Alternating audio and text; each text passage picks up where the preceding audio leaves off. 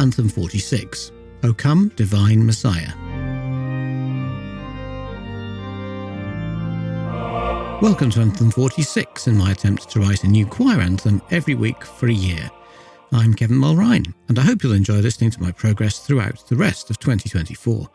Please do visit the website, anthem52.com, follow along on X or Instagram at realanthem52, and send me a message to show@anthem52.com.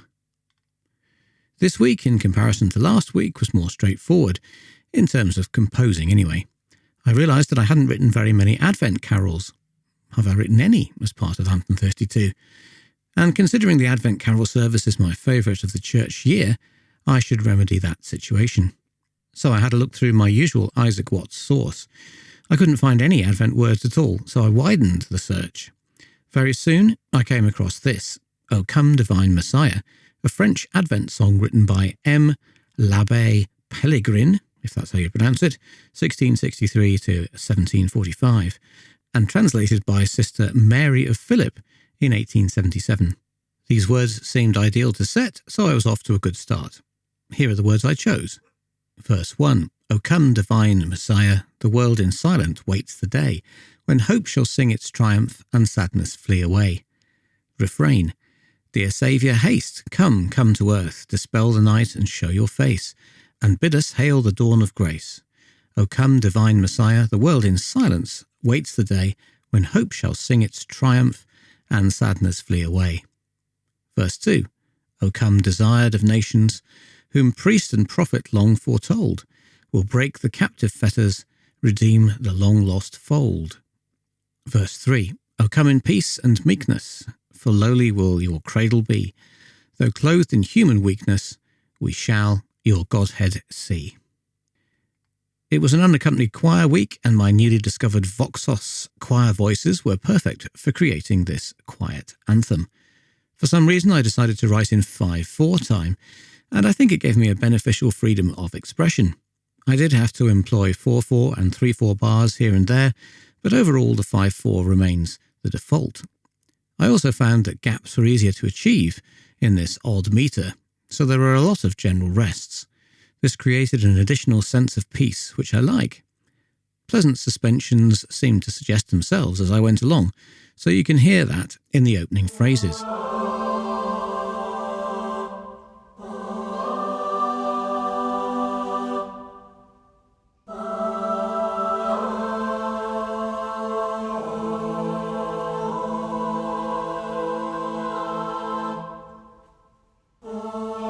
The ends of phrases also seem to work well with an abrupt resolution, which is a bit surprising.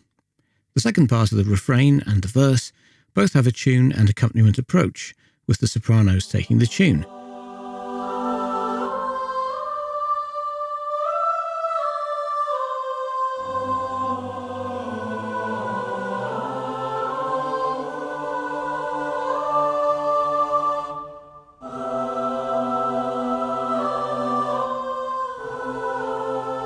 I wasn't sure whether to follow the directions in the words about the repeated refrain, but in the end I did repeat, as it suggested. The first time the refrain reappears, it's slightly different to the opening version, and that's the one I stick with for the rest of the anthem. The tenors take over the tune in the second verse to add a little variety. There's also a connecting passage before the refrain comes back.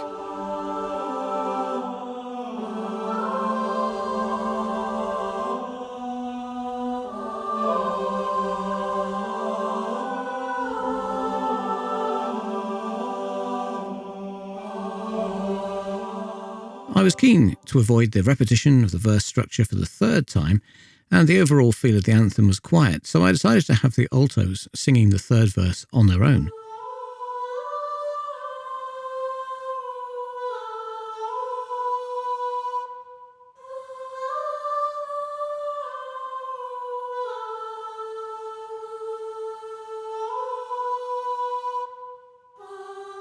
I think this is pretty effective, particularly when it's contrasted with the final return of the refrain. The ending is very simple, with a final unison note fading away.